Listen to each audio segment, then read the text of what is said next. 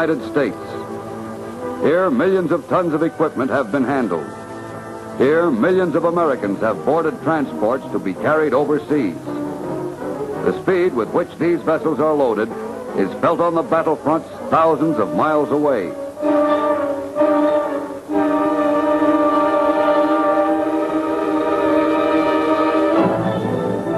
From the moment a ship enters the port, not only speed, but also safety is a military necessity.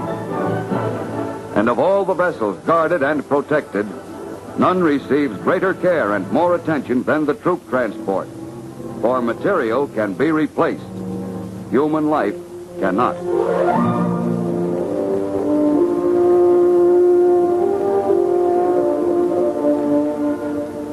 One of the largest, fastest troop transports is the Coast Guard manned Wakefield. A unique ship. A ship of 24,000 tons. A ship to carry thousands of men. A ship as safe as any vessel afloat. And a ship with a colorful history.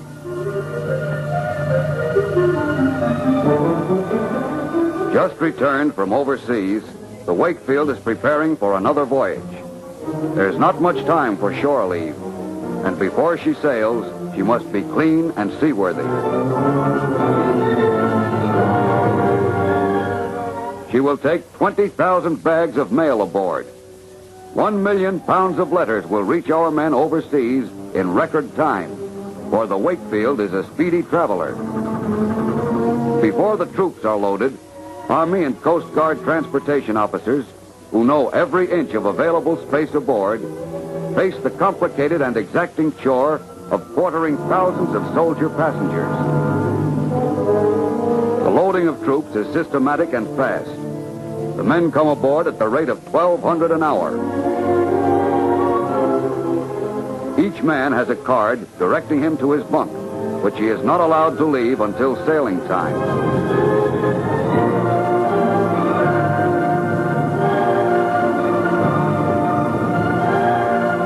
No cheering crowds bid the Wakefield farewell.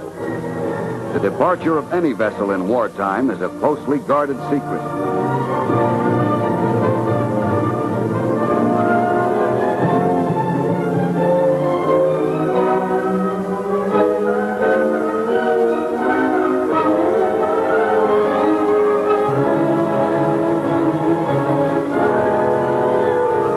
While still in coastal waters, the Wakefield is guarded by a Navy blimp, which hovers watchfully overhead.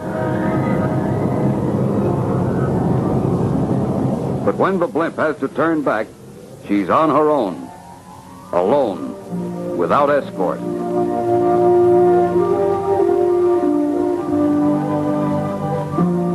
From now on, the continued security of the ship is the sole responsibility of the Coast Guard officers and crew.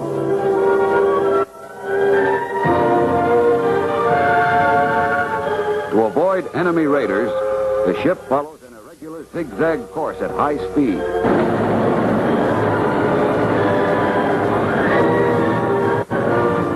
The Wakefield's best defense against attack is the power of her fast engines. Burner tips are replaced regularly as a precaution against the smoke haze which might betray the ship's position to the enemy. Safety also demands complete radio silence during the crossing. Messages can be received, but not sent.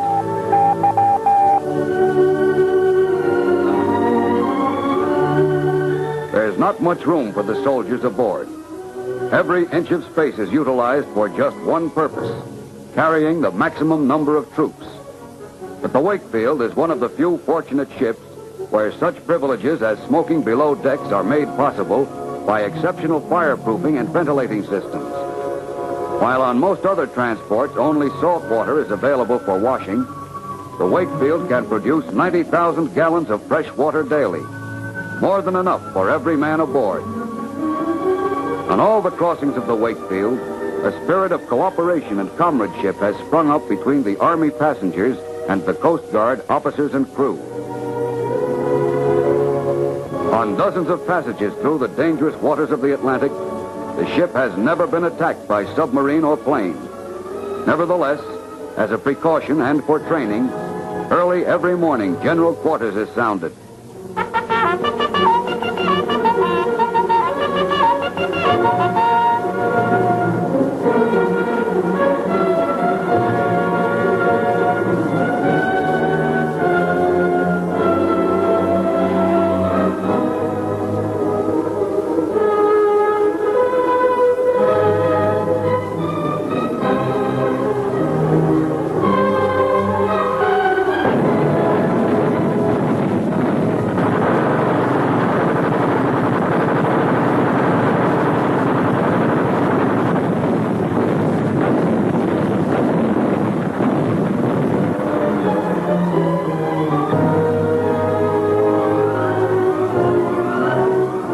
After the novelty of being at sea has worn off, life for the troops aboard the Wakefield is quiet and uneventful.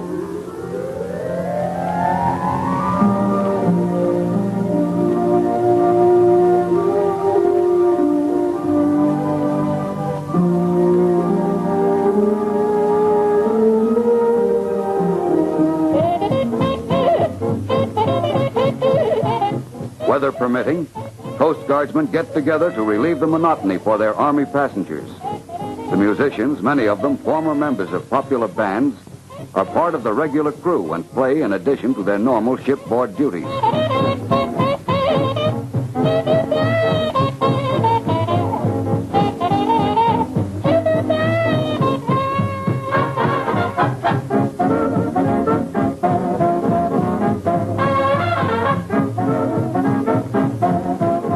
With so many soldiers aboard, there are always some able to entertain themselves and their audience.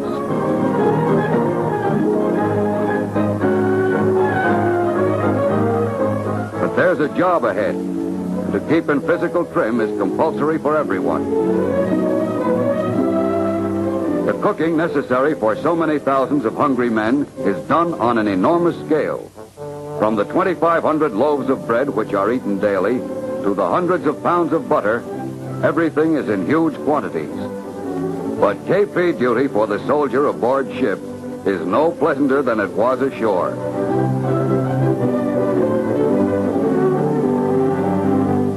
Now hear this. Companies L, M, N, and O form on port side D-deck aft for chow. Feeding the troops twice a day is a challenging problem of organization. 4 lines of soldiers move forward continuously, and 1,000 men are fed every 20 minutes. The men eat cafeteria style, standing up. But it was not so long ago that on this same ship and on the same deck, the passengers found a different atmosphere.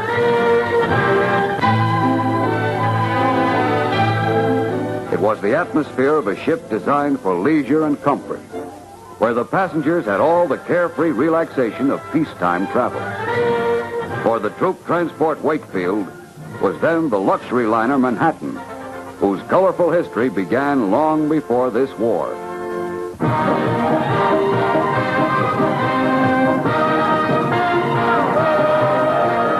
The largest merchant ship ever built in this country has just been christened by Mrs. Theodore Roosevelt, the USS Manhattan. Finally, the U.S. has a passenger ship to equal the luxury liners of other nations. A passenger ship this country can truly be proud of.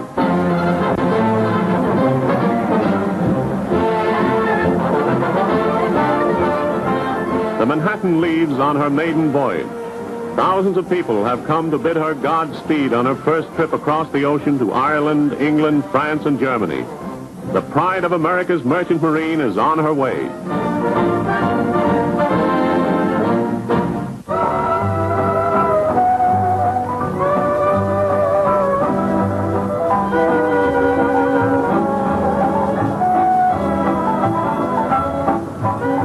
And as all luxury liners, the Manhattan has her share of beauty aboard.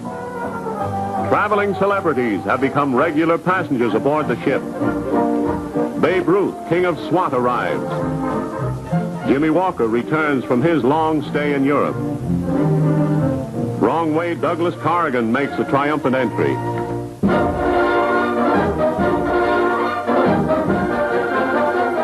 On their way way to the Olympic Games in Berlin on the USS Manhattan are the best of American athletes.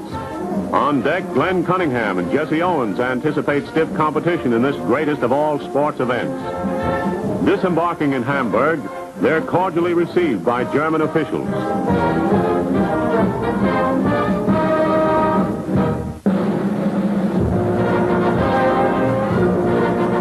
The USS Manhattan is just returning from troubled Europe. Ship reporters and photographers board the luxury liner at Quarantine to interview our returning ambassador to Germany, William E. Dodd, who makes a forceful statement. Living in Europe these days is profoundly discouraging. Nazism and fascism are gaining ground everywhere. This is a world crisis, the greatest crisis for democracies since the first Napoleon.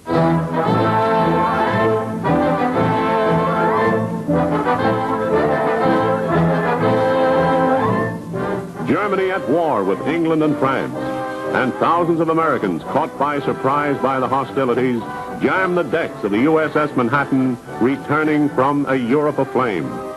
1,867 passengers, the heaviest load the ship has ever carried.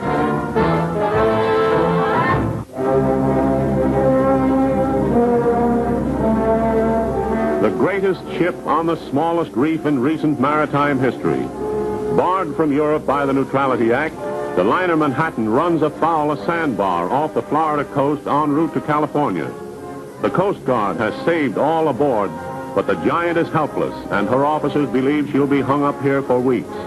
The damage is estimated at more than $1 million.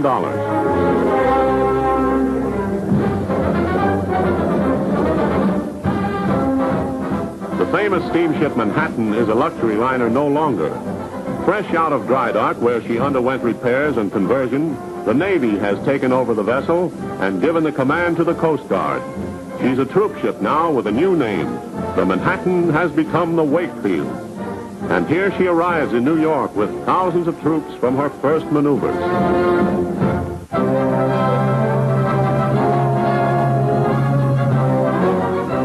The attention of the world is focused on Singapore, Britain's mighty outpost in the Far East.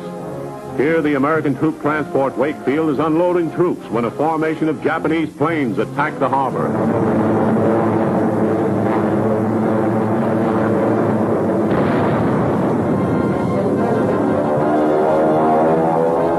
A direct hit has landed on B deck, and the worst effects of the explosion are felt in the ship's hospital.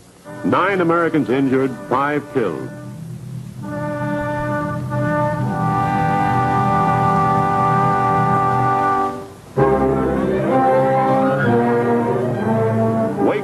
Fire. In one of the worst and most costly sea fires in years, the American troop ship Wakefield, returning from a British port with 850 passengers, burns like a torch off the New England coast. The crew fought the flames valiantly, and the charred hull was finally towed into an American port.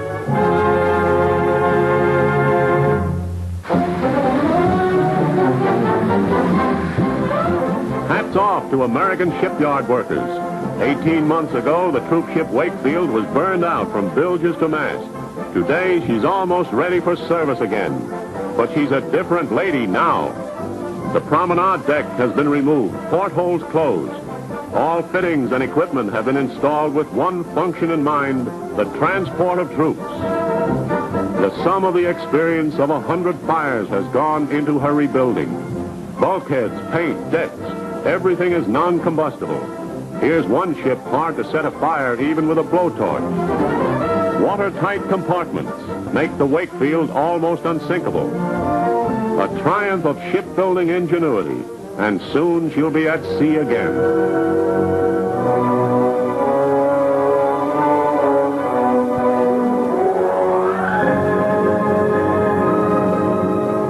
And the Wakefield has continued to live up to all expectations. Through dozens of crossings, carrying hundreds of thousands of troops. Now in mid-ocean again, she is traveling in treacherous waters into the heart of the war zone. For the Coast Guard crew, the watchword is vigilance. For the troops below deck, the watchword is faith. Faith in the ship throbbing beneath them. The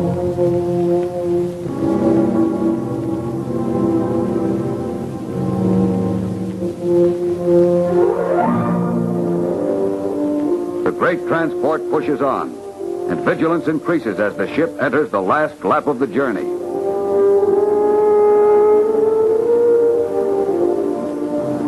Aircraft, bearing 290. The guns of the Wakefield are not fired. The plane is a friendly one, come to shepherd the ship into port.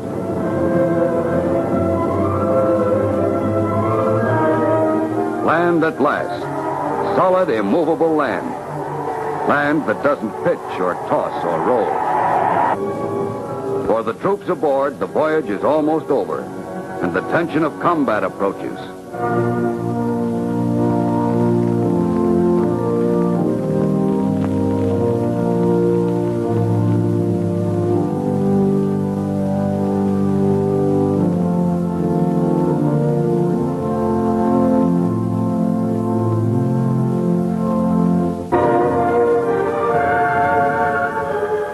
Rations are issued. After the last meal on ship, food for the soldiers may not be available between port and their next destination.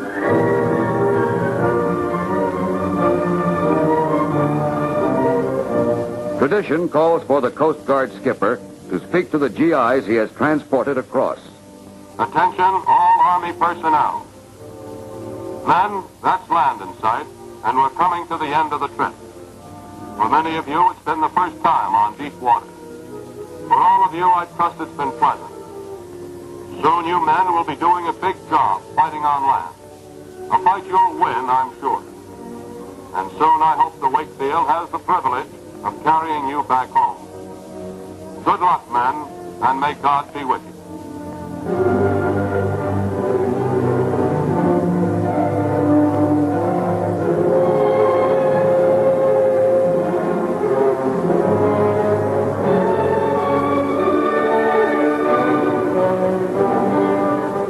Wakefield and her Coast Guard crew, the end of one trip is but the beginning of another.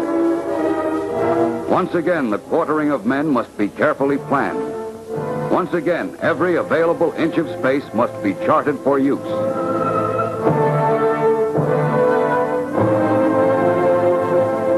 Once again, troops come aboard. But these troops for the return crossing are of a different kind and of a different mind.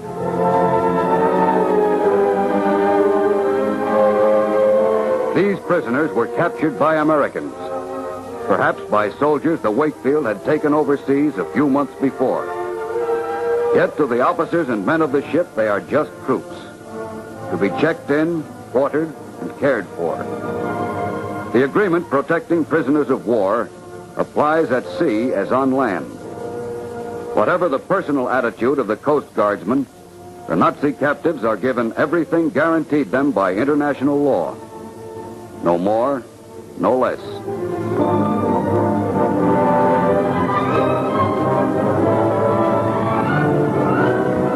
Once again, the watchful blimp hovers over the Wakefield. Once again, the Wakefield returns to her home. As when she departed, there are no celebrating crowds to greet her arrival. The Wakefield has delivered the goods. She has come back with another live cargo. A cargo of men who were once part of a mighty destructive force. A cargo of men now broken and defeated. The Wakefield will sail again. She and her Coast Guard crew will carry Americans overseas. And whether she goes to the Atlantic or Pacific, she will do her part quietly and efficiently.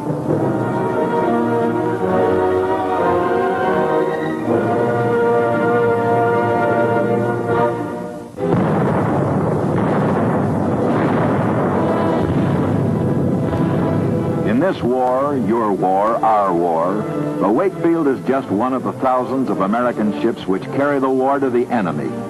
Ships which have to be built, drawing on the nation's tremendous resources and manpower.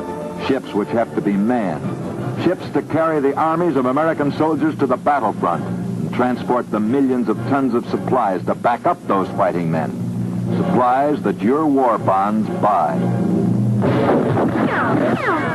The price of liberty is high in blood, sweat, and money. Speed the victory. Speed the return of our men.